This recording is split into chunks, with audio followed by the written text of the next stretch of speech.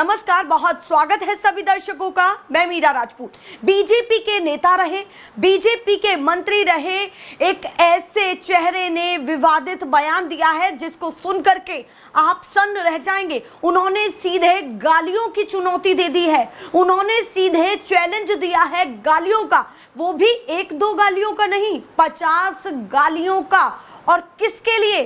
कोई छुटभैया चेहरा नहीं, उन्होंने सीधे राहुल गांधी को गाली देने के लिए ये कहा है कि अगर मुझे इजाजत मिले या फिर मुझे परमिशन मिले तो मैं राहुल गांधी को 50 गालियां दे सकता हूं, मेरे पास डिक्शनरी है। उसके साथ साथ उन्होंने राहुल गांधी को लेकर के और भी कई तीखे तेवर के साथ बात की, पर ये विवादित बयान, खास करके जो उन्होंने ये कहा कि 50 गालियां दे सकता हूं, इसको लेकर के अब सोशल मीडिया पर बवाल मचा हुआ है।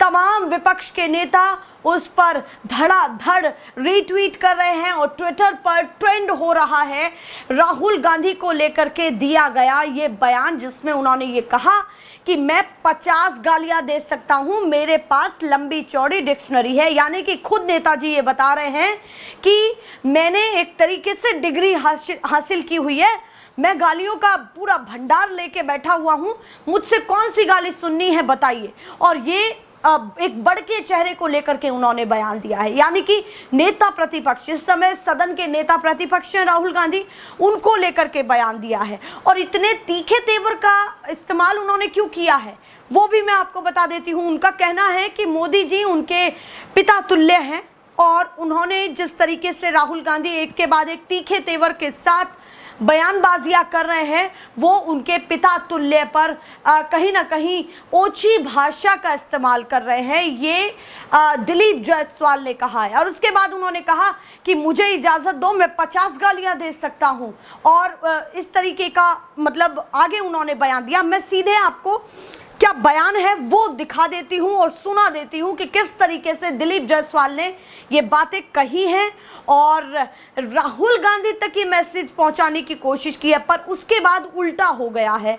उनके इस बयान के बाद पूरे विपक्ष ने उनको घेर लिया है और उन्हीं की उल्टी क्लास लगा दी है। ये कहा कि क्या यही इनके गाली गलौज नेता हैं, क्या यही संस्कार है? बहुत सारे सवाल उठाए गए हैं एक दूसरे पर यहाँ मैं सीधे आपको बयान दिखाती हूँ कि क्या बयान कहा गया है। देखिए जरा, आप इस लीड लाइन को देख रहे हैं जिस चैनल के हवाले से मैं आपको दिखा रही हूँ कि 50 गालियां दे सकता हूँ, डिक्शनरी है मेरे पास। ये इस बयान को तमाम चैनल्स ने कोट किया है और कोट करके इनके बयान की ये चर्चाएं तेज हो गई हैं। सबसे खासकर मैं यहाँ पर दैनिक भास्कर का आपको हवाला दिखाऊं कि दैनिक भास्कर यहाँ पर क्या लिख रहा है।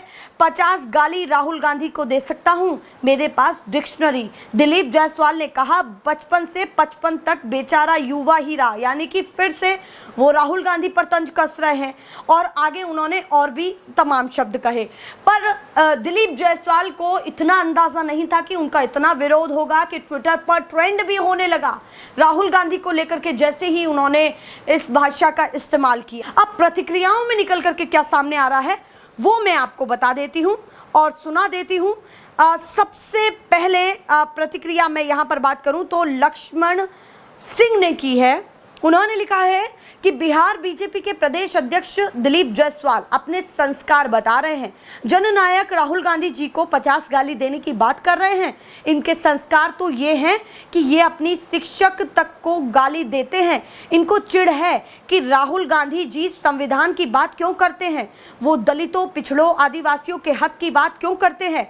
भाजपा के ये संस्कार हैं। उनके प्रवक्ता और नेता जितने बड़े गालीबाज होंगे उतना ही वह नरेंद्र मोदी के प्यारे होंगे। यह भाई साहब तो खुलेआम गाली देने को संस्कार बता रहे हैं। सुनो रे, ये राहुल गांधी है, इनके खून में डरना नहीं लड़ना है। ये लक्ष्मण सिंह उनके समर्थक लिख रहे हैं। इस तरीके के तीखे तेवर और उनका अंदाज यहाँ पर दिखाई दे रहा है जो समर्थक हैं। आगे सुनिए, उदय भानु है, वो क्या लिख रहे हैं। उन्होंने लिखा है कि बिहार बीजेपी अध्यक्ष दिलीप जायसवाल की गालियों में बौखलाहट साफ दिखती है। राहुल गांधी जी संविधान, दलितों, पिछड़ों और आदिवासियों की बात करते हैं, इसलिए चिढ़ते हो, गाली दो, चिल्लाओ, हार तुम्हारी तय है, क्योंकि राहुल गांधी डरते नहीं लड़ते हैं। हार तुम्हारी तय है यानी कि वो बिहार चुनाव का जिक्र कर रहे हैं, क्योंकि अब बिहार में चुनाव है और राहुल गांधी का लगातार दौरा है। जिस समय मैं आपसे बात कर रही हूँ इस समय भी राहुल गांधी बिहार में पहुंच चुके हैं। इस तरीके की प्रतिक्रियाएं निकल करके सामने आ रही हैं। आगे आप सुनिए आगे क्या लिखा हुआ है, बिहार कांग्रेस ने क्या लिखा हुआ है। बिहार कांग्रेस के पेज से ये प्रतिक्रिया निकल करके सामने आ रही है। बिहार भाजपा अध्यक्ष दिलीप जायसवाल कहते हैं कि वे गाली पढ़ने में पीएचडी हासिल कर चुके हैं, इसमें कहने की क्या जरूरत थी। सबको पता है कि गोडसे का वंशज, गाली और इस तरीके के शब्दों का इस्तेमाल उन्होंने आगे किया है। कई प्रतिक्रियाएं लोग दे रहे हैं अलग अलग तरीके की। आगे सुनिए मानवेंद्र पांडा वो क्या लिख रहे हैं। उन्होंने लिखा है कि मैं 50 गाली राहुल गांधी को बक दूंगा। दिलीप जायसवाल यानी कि बयान कोट किया है, उसके आगे लिखा है कि इस प्रकार की भाषा एक राजनेता को शोभा नहीं देती, लेकिन ज्यादातर भारतीय जनता पार्टी इसी प्रकार के नेता हैं। इसी प्रकार के नेता हैं जो विपक्ष को गाली देते हैं और अपनी जिम्मेदारी व जवाबदेही से बचते हैं।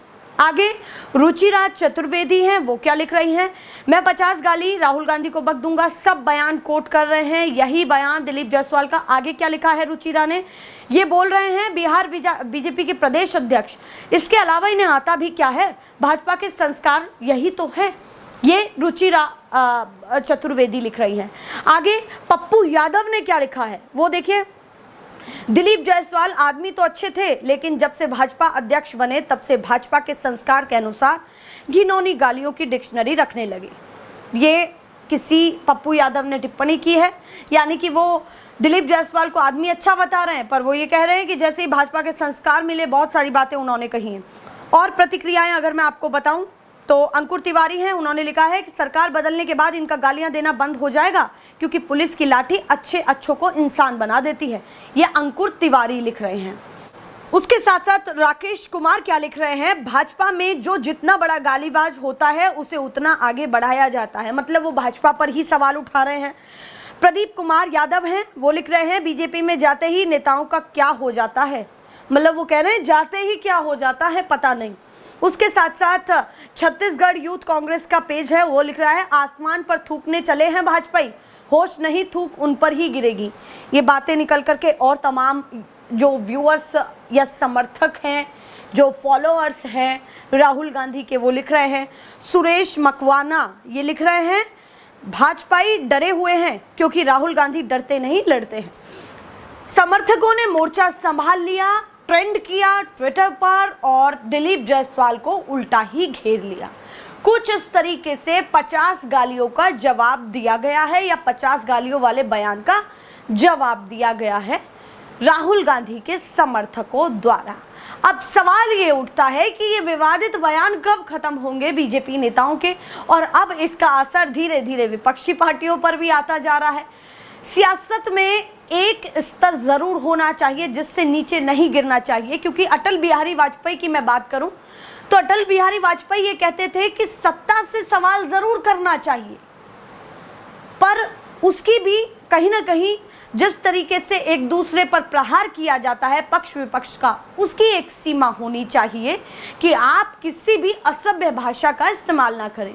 जब सुषमा स्वराज और मनमोहन सिंह खड़े होते थे और सदन में भाषण देते थे, तो एक कांग्रेस से और एक बीजेपी से, पर जिस तरीके से शायराना अंदाज के साथ उनकी चर्चाएं शुरू होती थीं, तो आज भी उन वीडियोस को हम जैसे यूथ बड़े खुश होकर के देखते हैं कि देश की राजनीति ऐसी रही, क्योंकि उसमें हंसी ठिठोले, देश पर गंभीर बातें भी होती थी, पर ऐसा नहीं होता था कि एक नेता को देख करके मुंह चिढ़ा करके भाग जाना या गाली गलौज वाली बातें भी करना।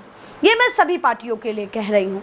इसके साथ साथ और भी तस्वीरें आपने देखी होंगी, बहुत वायरल होती हैं। अटल बिहारी वाजपेयी, जवाहरलाल नेहरू वाला वो किस्सा कि जब नेहरू जी की वो तस्वीर हटाई जाती है अटल बिहारी वाजपेयी के ऑफिस से, तो नेहरू जी की जब तस्वीर हट जाती है तो बिहारी जी कहते हैं कि तस्वीर क्यों हटाई गई, कहाँ गई, तो उन्होंने कहा कि ये तो ऑपोजिट पार्टी की है। तो वो उस समय कहते हैं ये देश के पहले प्रधानमंत्री हैं, इनकी तस्वीर सबसे पहले ला करके लगाओ। तो इस तरीके की भी देश में राजनीति रही है, पर कहाँ इन बातों की जगह फिलहाल इस समय रह गई है। अब आप क्या सोचते हैं इस वीडियो पर, हमें कमेंट सेक्शन में जरूर बताएं। फिलहाल के लिए नमस्कार।